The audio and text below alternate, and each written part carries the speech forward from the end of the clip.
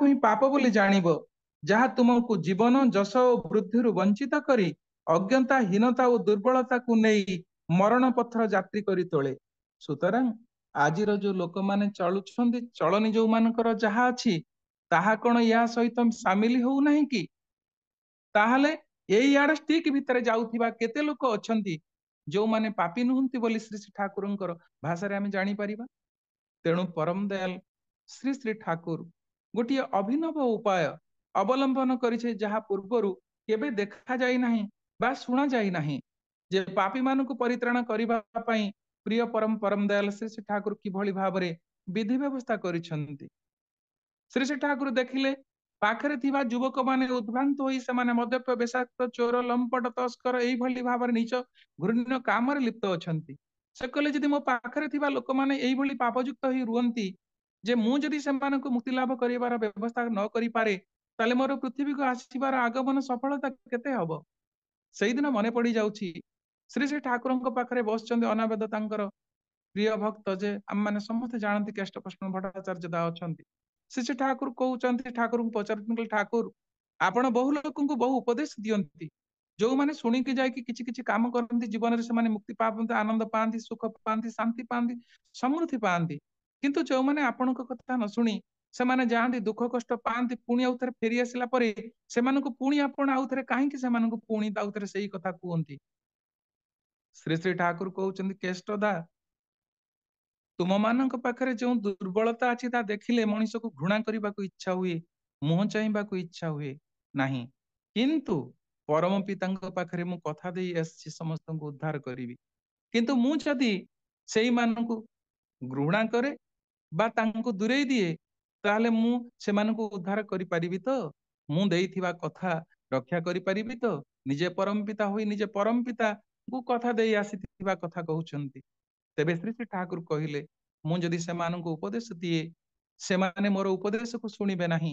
କାରଣ ଯୋଉମାନେ ଉଦ୍ଭ୍ରାନ୍ତ, ଯୋଉମାନଙ୍କୁ ଭଲ କଥା ସେମାନେ ବୁଝିପାରିବେ ନାହିଁ, ଏଇଭଳି ମଣିଷ ମଧ୍ୟ ଅନେକ ଅଛନ୍ତି। ଶ୍ରୀ ଶ୍ରୀ ଠାକୁର ଏକ ବାଣୀ ଦଉଛନ୍ତି, ଆମେ ମାନେ ଯାଉଛେ ଆଜିକାଲି ଅସୁବିଧାରେ ବି ପଡୁଛେ, ବହୁ ଲୋକଙ୍କୁ ଭଲ କଥା କହିଲେ ସେମାନେ ଭୁଲ ବୁଝୁଛନ୍ତି। ଶ୍ରୀ ଶ୍ରୀ ଠାକୁର ସୁନ୍ଦର ଭାବରେ କହୁଛନ୍ତି, ଭଲ କହିଲେ ଭୁଲ ବୁଝେ ରୂଢ ଭାଷାରେ ପ୍ରତିଦାନ, ସ୍ୱର୍ଗ ଯଦି ମରତେ ଆସେ ଏଥିରେ ତଥାପି ନାହିଁ ସ୍ଥାନ। ଏଇଭଳି ଲୋକ ମଧ୍ୟ ଅଛନ୍ତି।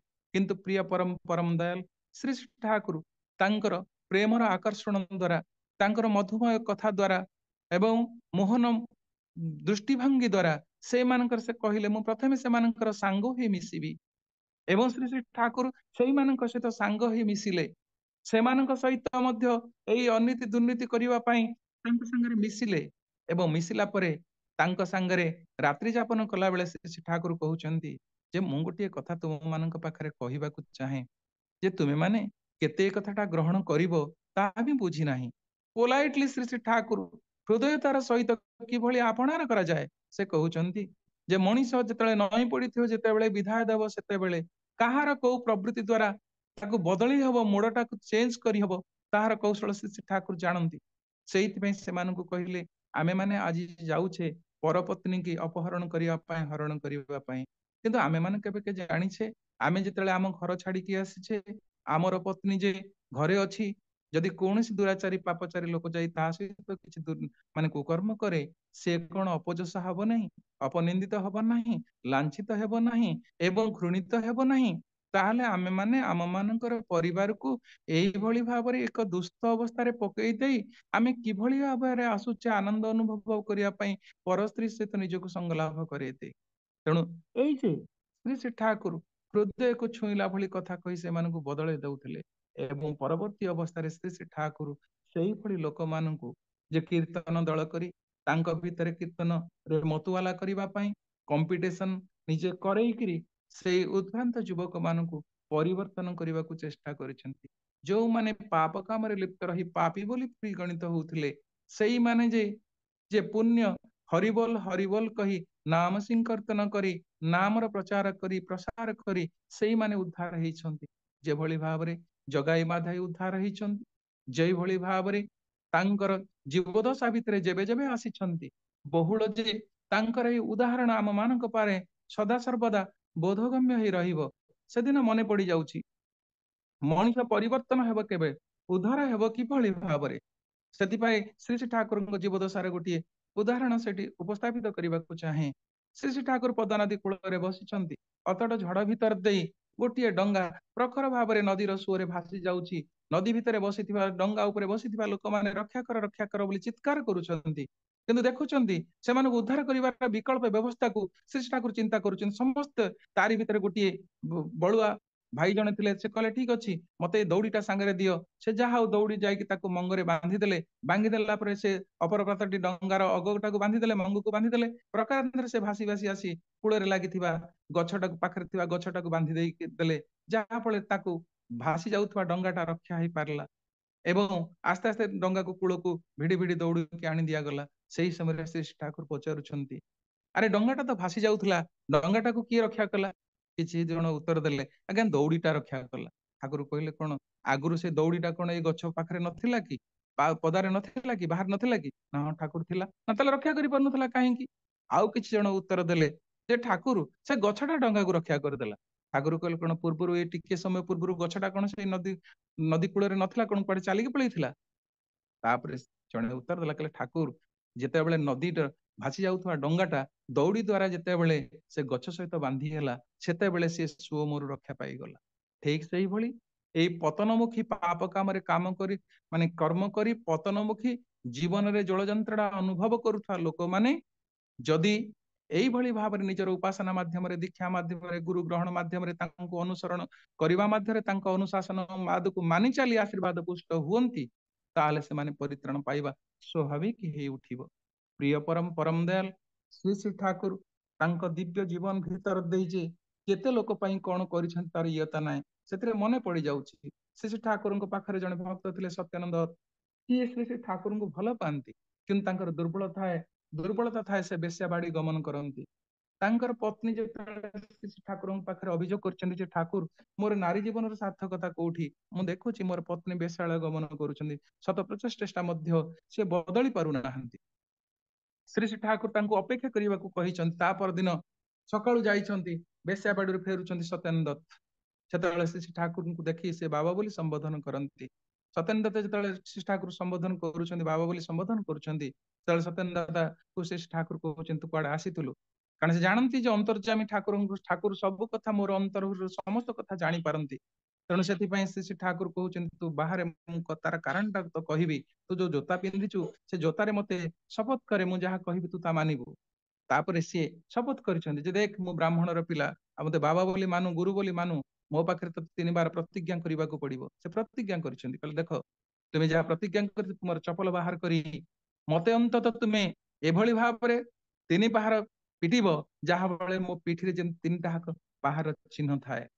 କିନ୍ତୁ ଥରି ଉଠିଲେ ଏ କଥା ଶୁଣି ସତ୍ୟାନନ୍ଦ ତଥାପି ଶ୍ରୀ ଠାକୁର କହିଲେ, ତୁମେ ପ୍ରତିଜ୍ଞା ଭଙ୍ଗ ହବ, ଶପଥ କରିଛ, ମତେ ତୁମକୁ ମାରିବାକୁ ହବ। ସତ୍ୟାନନ୍ଦ ଚପଲ ବାହାର କରି 2 ପାହାର ପିଟିଛନ୍ତି। 3ୟ ପାହାର ବେଳକୁ ସଂଜ୍ଞାହୀନ ଅବସ୍ଥାରେ ଅଛନ୍ତି। ଶ୍ରୀ ଠାକୁର ତାଙ୍କୁ ମୁହଁରେ ପାଣି ମାରି ତାକୁ ସଚେତ କରାଇ କହୁଛନ୍ତି, ଦେଖ ମୁଁ ହେଉଛି ସେଇ ଅଯୋଗ୍ୟ ପିତା। ତୁମେ ଯଦି ବାବା ବୋଲି ମତେ ସମ୍ବୋଧନ କର, ମୋର ପୁଅକୁ ମୁଁ ସଚୋଟ ନ କରିଥିବାରୁ ସେ ବେଶ୍ୟାଳୟକୁ ଆସେ, ତାହେଲେ ମୋର ଏଇ ପୁଅର ପାପ କର୍ମ କାହିଁ ବାପା ହିସାବରେ ମୁଁ କଣ ପ୍ରାୟଶ୍ଚିତ କରିବା ଉଚିତ ନୁହେଁ?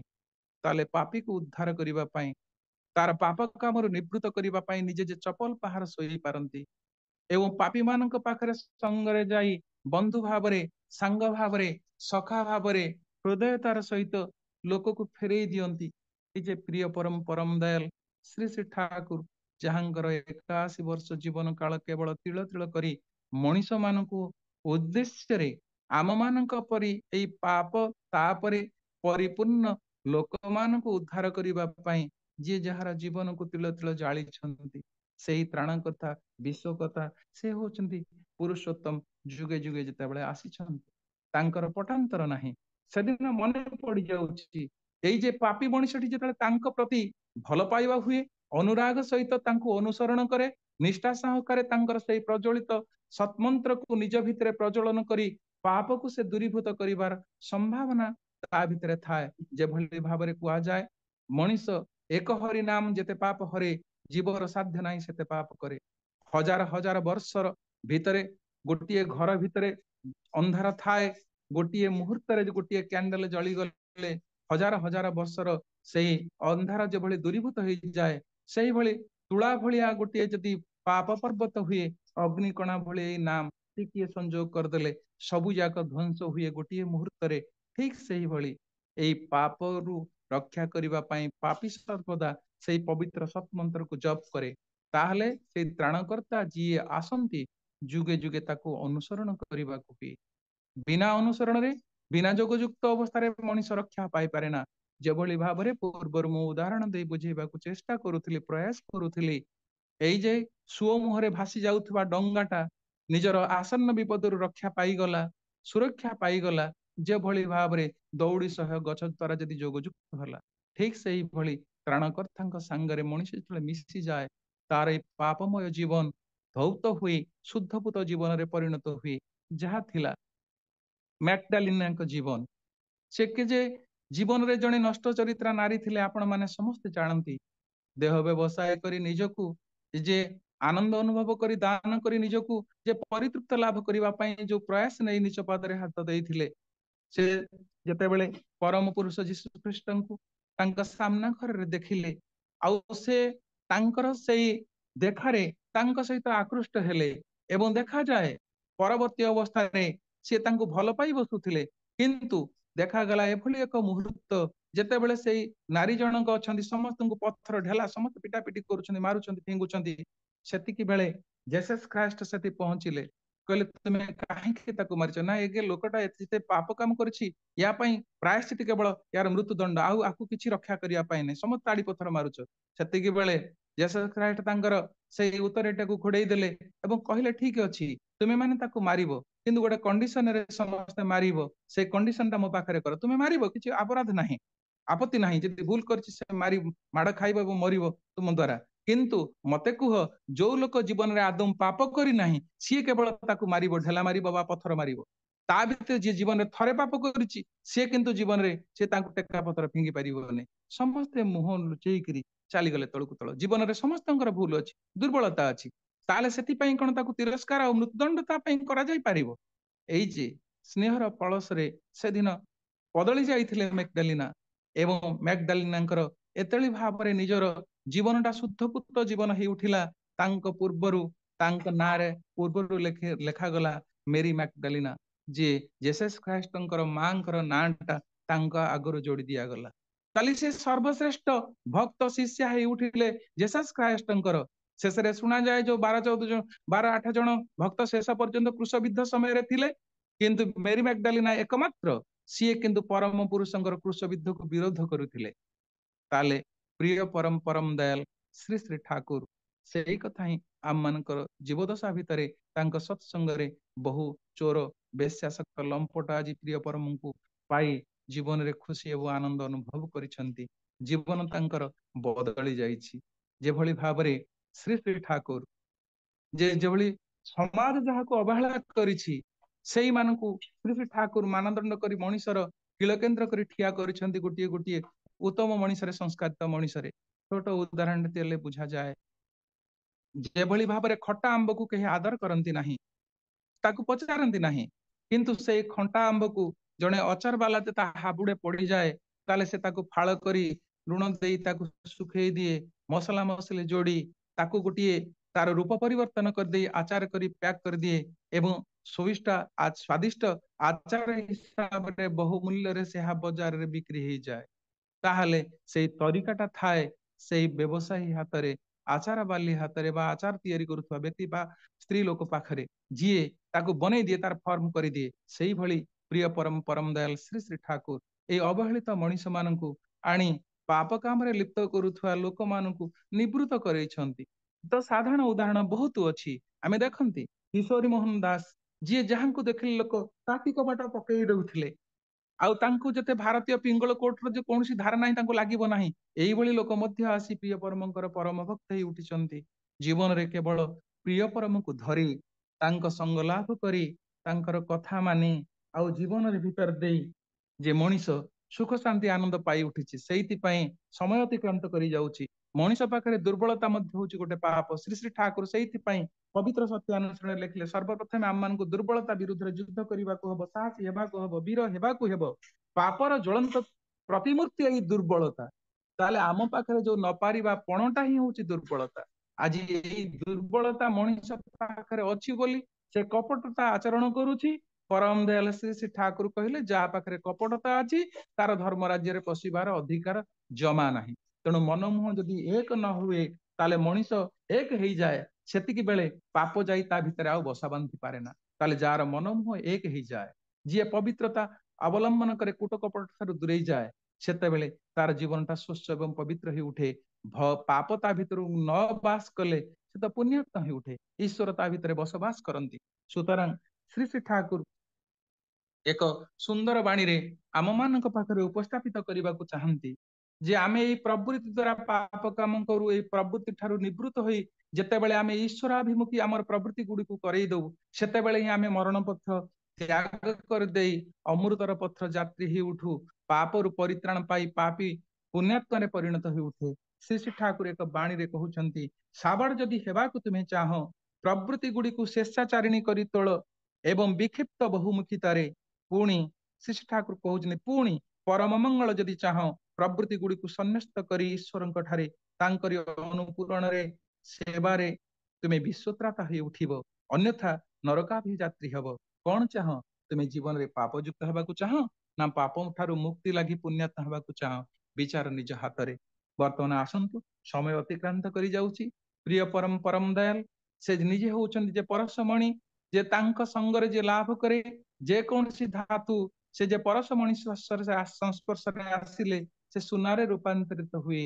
सुतरां प्रिय परम परम दयाल श्री ठाकुर परसमणि तांकर सही पवित्र सतमंत्र द्वारा मनीष को जे साबुन द्वारा जे भली ड्रेस पत्र सफा कर दिया जाए मनीष से सतमंत्र द्वारा जप करी से पवित्रता रूपांतरित हो उठे। जदि तांकर दीक्षा माध्यम रे तांको गुरु पदरे वरण करी आजीवन तांको पथरे चली पारे। आसंतु आमे सेही संकल्प नै आज डीपी वर्क रे लागि रहिबा। जो माने आज एठारु विचित हेइ छथि सेहि माने को जोगयुक्त करेबा प्रकारांतरे जो माने एई स्थान पाइ नाहंती प्रिय परमकर सेही संधान ताकु देई पड़ा पड़ोसी प्रतिवेशित सामूलिक दे पुरुषोत्तमं वंदे पुरुषोत्तमं। जय गुरु दादा जय गुरु।